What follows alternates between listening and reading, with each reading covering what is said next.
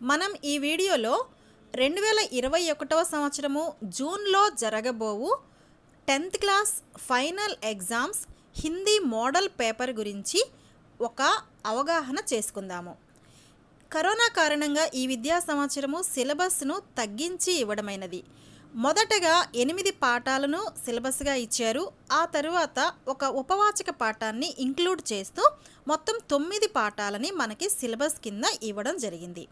ఆ 9 పాఠాలలో 3 పాఠాలు కవితా పాఠాలకు సంబంధించినవి, 4 పాఠాలు గద్య భాగానికి సంబంధించినవి, అలాగే ఇంకొక 2 పాఠాలు ఉపవాచక పాఠానికి సంబంధించినవి సిలబస్గా ఇచ్చారు.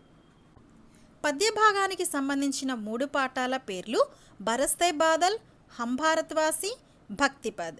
గద్య భాగానికి సంబంధించి ఈద్గా, అంతర్రాష్ట్రీయ స్तर पर హిందీ, జల్ హీ జీవన్ హై, ధరతీ కే సవాల్, అంతరిక్ష కే జవాబ్. ఉపవాచక పాఠాలు ఒకటి శాంతి కీ రాహ్ మే, రెండవది అప్నే స్కూల్ కో ఏక్ ఉపహార్.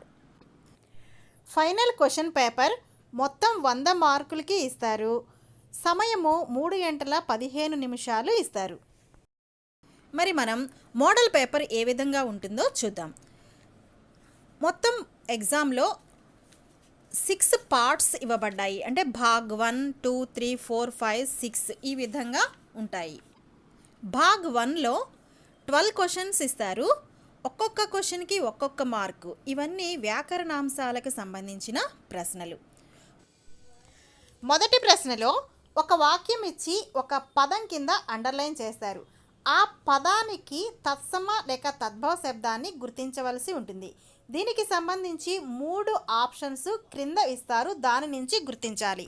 రెండవ ప్రశ్న క్రియా విశేషణ శబ్ద పహచాన్న.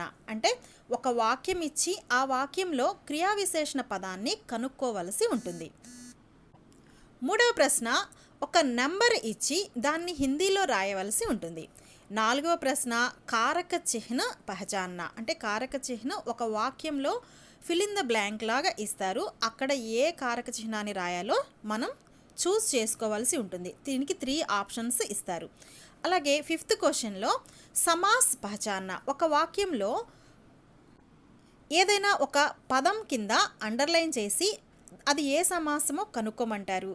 లేకపోతే 2 పదాలు ఇచ్చి ఆ వాక్యం నుంచి సమాస్ పేర్లు వాళ్ళే ఇచ్చి అందులో ఏది సరి అయిందో కనుక్కోమని చెప్తారు. వాళ్ళు ఏ విధంగా ఇస్తే ఆ విధంగా మనం సమాధానాన్ని రాయాల్సి ఉంటుంది. 6వ ప్రశ్న ఒక వాక్యాన్ని ఇచ్చి అందులో ఒక పదానికి అండర్లైన్ చేసి దాన్ని సంధి విచ్ఛేద్ చేయమని అడుగుతారు. అలాగే 7వ ప్రశ్న ఏక్ శబ్ద్ మే లిఖ్నా. 8వ ప్రశ్న ముహావరే కా అర్థ్ లిఖ్నా. అంటే ఒక వాక్యం ఇచ్చి ముహావరే కింద అండర్లైన్ చేస్తారు. దానికి సంబంధించిన అర్థాన్ని 3 ఆప్షన్స్ ఇచ్చి మనల్ని కరెక్ట్ దాన్ని సెలెక్ట్ చేయమని అడుగుతారు. 9వ ప్రశ్న లింగ్ బదల్నా. ఒక వాక్యం ఇచ్చి దాన్ని లింగం మార్చమని చెప్పి పూర్తి వాక్యాన్ని రాయమని అడుగుతారు. అదేవిధంగా 10వ ప్రశ్న వచన బదల్నా.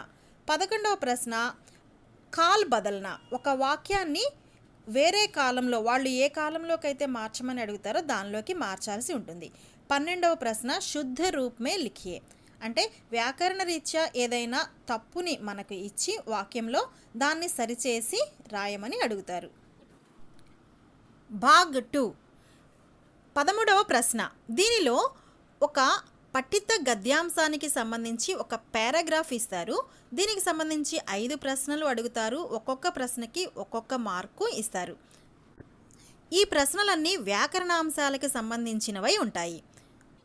ఈ ప్రశ్నలకు జవాబులను పారాగ్రాఫ్లో గుర్తించి రాయవలసి ఉంటుంది.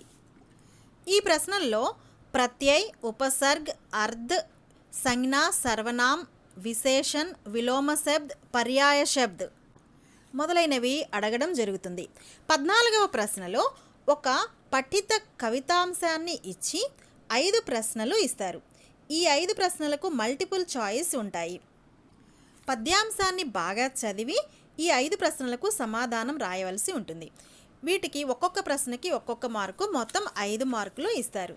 15వ ప్రశ్నలో పఠిత గద్యాంశాన్ని ఇస్తారు. దీనికి సంబంధించి 5 ప్రశ్నలు అడుగుతారు. ఈ ప్రశ్నలకు మల్టిపుల్ చాయిస్ ఉండదు. ఒక్కొక్క ప్రశ్నకి ఒక్కొక్క మార్కు, మొత్తం 5 మార్కులు ఇస్తారు. 16వ ప్రశ్నలో పఠిత గద్యాంశాన్ని ఇచ్చి 5 ప్రశ్నలు అడుగుతారు. అయితే ఇక్కడ మల్టిపుల్ చాయిస్ ఇవ్వటం జరుగుతుంది. ఒక్కొక్క ప్రశ్నకి ఒక్కొక్క మార్కు చొప్పున మొత్తం 5 మార్కులు ఇస్తారు. కాబట్టి భాగ్ 2లో మొత్తం 4 ప్రశ్నలలో 1 కవితా పాఠానికి సంబంధించింది, 3 గద్య పాఠానికి సంబంధించి ఇస్తారు. అన్ని పఠిత పాఠాలలో నుంచే, అంటే మనం చదువుకున్న మన సిలబస్లో ఉన్న పాఠాలలో నుంచే ఇస్తారు. భాగ్ 3 17వ ప్రశ్న, 18వ ప్రశ్న, అంటే ఈ 2 ప్రశ్నలు భాగ్ 3 కింద ఇవ్వడం జరుగుతుంది. 17వ ప్రశ్నలో మనకు సిలబస్లో ఉన్నటువంటి కవితా పాఠాంశాల యొక్క కవి పరిచయాలు ఇస్తారు. మనకు సిలబస్లో 3 కవితా పాఠాలే ఉన్నాయి. కవి పరిచయాలు మొత్తం 4 ఉన్నారు. అవి 1 సుమిత్రానందన్ పంత్, ఆర్పి నిశంక్జీ, రైదాస్, మీరాబాయి. ఈ 4 కవి పరిచయాల నుంచి ఖచ్చితంగా ఒక ప్రశ్న 17వ ప్రశ్న క్రింద ఇస్తారు. 18వ ప్రశ్నలో గద్య భాగానికి సంబంధించిన కవి పరిచయాల గురించి ఇస్తారు. మనకి సిలబస్లో ఉన్న గద్య భాగానికి సంబంధించిన కవి పరిచయాలు 2 ఉన్నాయి. 1 ప్రేమ్చంద్, 2వది శ్రీప్రకాష్. ఈ రెండిట్లో నుంచి ఖచ్చితంగా ఒక ప్రశ్న 18వ ప్రశ్న కింద ఇస్తారు. ఒక్కొక్క ప్రశ్నకు 4 మార్కుల చొప్పున ఉంటాయి. మొత్తం 8 మార్కులు ఇవ్వబడతాయి. భాగ్ 4 దీని క్రింద 19వ ప్రశ్న నుంచి 26వ ప్రశ్న వరకు మొత్తం 8 ప్రశ్నలు ఇస్తారు. ఒక్కొక్క ప్రశ్నకు 3 మార్కులు ఇవ్వబడతాయి. వీటి యొక్క సమాధానాలు 3 లేక 4 వాక్యాలలో రాయవలసి ఉంటుంది. అయితే 19వ ప్రశ్న, 20వ ప్రశ్న ఈ 2 ప్రశ్నలు కవితా పాఠాల నుంచి ఇస్తారు. 21, 22, 23 ఈ 3 ప్రశ్నలు గద్య భాగానికి సంబంధించిన ప్రశ్నలు. 24, 25, 26 మొత్తం 3 ప్రశ్నలు ఉపవాచక పాఠానికి సంబంధించి ఇస్తారు. అంటే పద్యాంశానికి సంబంధించి 2 ప్రశ్నలు మొత్తం 6 మార్కులు, గద్య భాగానికి సంబంధించి 3 ప్రశ్నలు మొత్తం 9 మార్కులు, అలాగే ఉపవాచక పాఠానికి సంబంధించి మొత్తం 3 ప్రశ్నలు మొత్తం 9 మార్కులు ఉంటాయి. మనకు సిలబస్లో ఉపవాచక పాఠాలు ఉన్నదే 2. ఆ 2 పాఠాలలో నుంచి మొత్తం 3 ప్రశ్నలు ఇస్తారు. అంటే ఒక పాఠం నుంచి 2 ప్రశ్నలు డెఫినెట్గా ఇస్తారు. కాబట్టి ఖచ్చితంగా ఈ 2 పాఠాలలోని ప్రశ్నలు మొత్తం బాగా చదవండి. అలాగే కవితా పాఠాలు 3 ఉన్నాయి. మనకి 2 ప్రశ్నలు ఇస్తున్నారు కాబట్టి 2 పాఠాలలో నుంచి ఒక్కొక్క ప్రశ్న చొప్పున ఇస్తారు. అదేవిధంగా గద్యాంశానికి సంబంధించి 4 పాఠాలు ఉన్నాయి. మనకిక్కడ ఈ భాగంలో 3 ప్రశ్నలు ఇస్తున్నారు. అంటే 3 పాఠాల నుంచి ఒక్కొక్క ప్రశ్న, ఒక్కొక్క లెసన్ నుంచి ఒక్కొక్క ప్రశ్న ఇవ్వడానికి అవకాశం ఉంటుంది. కాబట్టి ఇవి కూడా మనం ఈజీగా స్కోర్ చేయడానికి అవకాశం ఉంటుంది. భాగ్ 5 దీనిలో 27, 28 మొత్తం 2 ప్రశ్నలు ఇస్తారు. 27వ ప్రశ్న క్రింద కవితా పాఠాలకు సంబంధించిన ఒక ఎస్సేని రాయమని అడుగుతారు. మొత్తం 2 ఇస్తారు, 1 రాయవలసి ఉంటుంది. అయితే దీనికి సమాధానం మొత్తం 15 పంక్తులకు తగ్గకుండా రాయవలసి ఉంటుంది. దీనికి 10 మార్కులు ఇస్తారు. మనకు సిలబస్లో 3 కవితా పాఠాలు ఉన్నాయి. అంటే ఖచ్చితంగా 2 ఇక్కడ ఇస్తారు. ఆ 3 నుంచి మీరు 1 రాయవలసి ఉంటుంది. అదేవిధంగా 28వ ప్రశ్నలో గద్యాంశానికి సంబంధించిన 2 ప్రశ్నలు ఇచ్చి 1 ప్రశ్న రాయమని అడుగుతారు. దీనికి కూడా 10 మార్కులు ఇస్తారు. దీనికి కూడా సమాధానము 15 పంక్తులకి తగ్గకుండా రాయవలసి ఉంటుంది. వాళ్ళు ఇచ్చిన ప్రశ్నను బాగా చదివి అర్థం చేసుకొని రాయవలసి ఉంటుంది. దాదాపుగా పాఠం యొక్క సారాంశాన్ని రాయవలసి ఉంటుంది. భాగ్ 6 దీనిలో 29, 30 మొత్తం 2 ప్రశ్నలు ఇస్తారు. ఒక్కొక్క ప్రశ్నకి 8 మార్కులు ఉంటాయి. 29వ ప్రశ్నలో 2 లెటర్స్ ఇస్తారు. 1 లెటర్ రాయవలసి ఉంటుంది.